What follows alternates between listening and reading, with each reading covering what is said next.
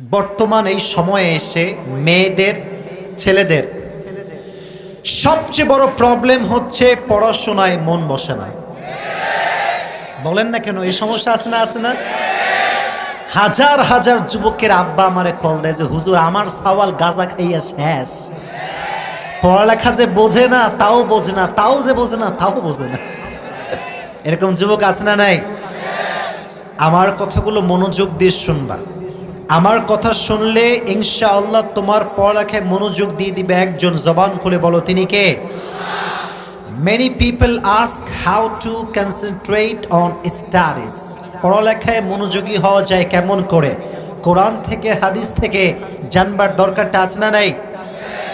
তুমি যদি ইউটিউবে সার্চ করো how to concentrate on studies, তোমাকে ইউটিউব অনেকগুলো ভিডিও সাজেশনে দিবে।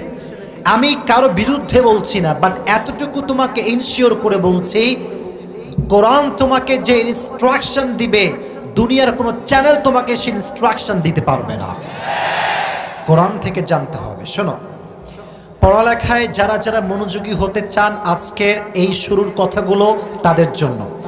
পড়ালেখায় যেই মেয়েরা মনোযোগী হতে চান, যেই ছেলেরা মনোযোগী হতে চান, এক নাম্বার উপায়, যদি পড়ালেখায় মনোযোগী যুবক ভাইরা হতে চাও, গুনাহ থেকে বাঁচতে হবে।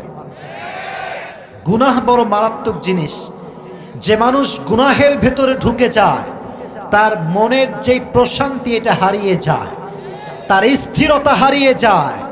আর যার মনের স্থিরতা হারিয়ে যায় তার পড়াশোনায় মনোযোগ অটোমেটিক্যালি হারিয়ে যায়। ঠিক না? গুনাহ করা যাবে না। গুনাহের কিছু ক্যাটাগরি আছে। নাম্বার 1, অনেক যুবক দেখবেন বলে হুজুর আমি পরীক্ষায় ফার্স্ট হতে চাই, কিন্তু রাত 2টা 3টা পর্যন্ত হ্যালো জান কি করো, ঘুমিয়েছো, খাইছো, কিছু করেছো? What is this? তুমি না পরীক্ষায় ফার্স্ট হবা?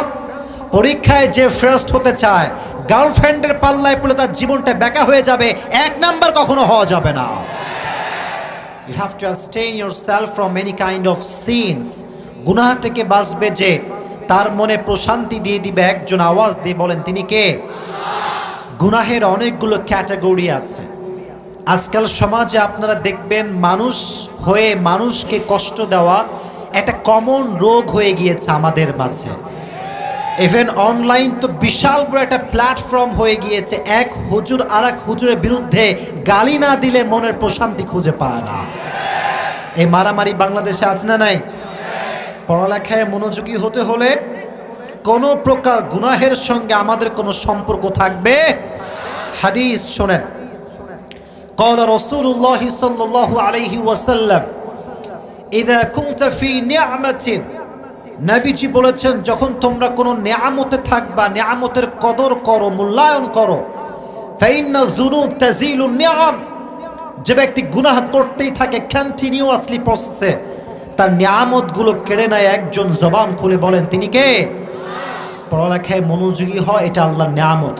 যে গুনাহ করবে তার নিয়ামত দূর হয়ে যাবে। এই জন্য পড়ালেখায় মনোযোগী হতে চাইলে গুনাহ থেকে বাঁচার দরকারটা আছে না নাই? নাম্বার 1। নাম্বার 2, যদি পড়ালেখায় এদিকে তাকাও, এই যুবক ভাইরা এদিকে, পড়ালেখায় যদি মনোযোগী হতে চাও, যখন পড়ার টেবিলে বসবা, কথা কি বোঝা যায়? এই ফোন কমপক্ষে 14 মাইল দূরে থাকতে হবে।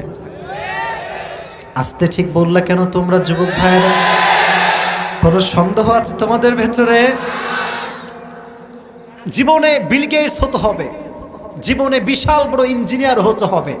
পড়লাম, পড়ে তামা করে ফেলবো আজকে। বইটা খুলছে, ঘিরে একটা মেসেজ মনে কেবল ক্লিং করে আসলো মনে হয়।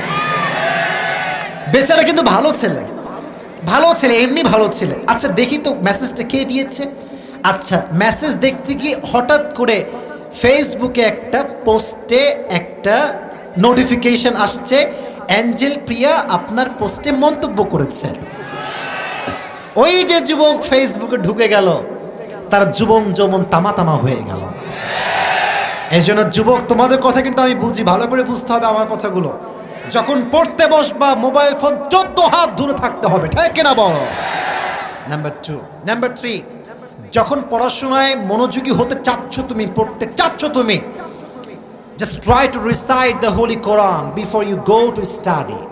যখনই পড়তে বসবা পড়ার টেবিলে যতটুকু পারা যায়, একটা সূরা হোক, এক পৃষ্ঠা হোক, আধা পৃষ্ঠা হোক, যতটুকু পারা যায় আমরা তেলাওয়াত করব ইনশাআল্লাহ। মানুষ যত কোরআন তেলাওয়াত করে তার ব্রেইন তত ফ্রেশ হয়ে যায়। যার ব্রেইন যত ফ্রেশ থাকে তার পড়ায় মনোযোগ তত বেশি সহজ হয়ে যায়। ঠিক কিনা বলেন? এই জন্য কলিজার টুকরা প্রিয় ভাইয়েরা, এই কোরআনটা বেশি বেশি পড়ার দরকারটা আছে না নাই? আল্লাহ সবাইকে পড়ালেখায় মনোযোগী হওয়ার তৌফিক দান করুক। সকলেই মন খুলে পড়ে না আমিন। সর্বশেষ কথা এটি বলে আমি আমার তাফসীর শুরু করব, এবং সেটি সবচেয়ে গুরুত্বপূর্ণ একটা চ্যাপ্টার। কথা কি আমার বোঝা যায়? আমি যে যুবকদেরকে অ্যাডভাইস দিচ্ছি, আপনারা কি রাগটা করছেন নাকি? আসতে বললেন কেন? রাগ করছেন আপনারা? যদি পড়ালেখায় মনোযোগী হতে চাও, কোনো মেয়ের পাল্লায় পড়া যাবে না। পেছনে ভাইরা ঠিকঠাক কিছু কয় না, তবা টবা করছেন নাকি? জোরে বলতে হবে তো, ঠিক কিনা প্রিয় ভাইরা আমার? মেয়ে বড় ডেঞ্জারাস জিনিস। তোমার পড়ালেখার 14 গোষ্ঠী শেষ করে দিবে একেবারে। তোমার মনে হবে কি জানো, এই যুবক, অনেক যুবক মনে করে যে আমার গার্লফ্রেন্ড থাকলে আমারে আর কে ঠেকায়। তোর গার্লফ্রেন্ড আছে বলে তোর জীবনটা খালি প্যারা আর প্যারা, চিল বলতে কিচ্ছু নয়। যে যুবকটা আজ অব্দি সিঙ্গেল তারে বলেন, দাঁত কেলায় হাসবে, বলে বেটা কি বলিস তুই, আমি তো পুরো চিল আর চিল আর চিল। I don't have GF, that means I don't have any kind of para. ঠিক না? এজন্য পড়ালেখায় মনোযোগী হতে চাইলে নারীর নেশার থেকে বাঁচার দরকারটা আছে না নাই? আল্লাহ যুবক ভাইদেরকে পড়ালেখায় মনোযোগী হওয়ার তৌফিক দান করুক, পড়া আমিন। আল্লাহ মেয়েদেরকেও পড়াশোনা করার তৌফিক দান করুক, সকলেই পড়া আমিন। আমার সঙ্গে এই মুহূর্তে শপথ বাক্য পাঠ করতে হবে, তারপরে আমার লেকচার শুরু হবে। শপথ বাক্য পাঠ করার জন্য are you ready? Are you ready all? বলেন আমার সঙ্গে, হুজুর। কথা কয় না, বলেন হুজুর। আমরা জোরে, আমরা ওয়াদা করছি যতক্ষণ পর্যন্ত দোয়া না হবে আমরা কেউ উঠে যাব না। হাত তুলে বলেন ইনশাআল্লাহ। এবার দেখি কে পালায়। এবার দেখছি যে পালাবে ও লুঙ্গি টেনে ধরবেন। এখানে আসা যাবে, ওঠা যাবে না। ঠিক না? আল্লাহ সবাইকে শেষ পর্যন্ত দোয়া করার তৌফিক দান করুক, পড়া আমিন।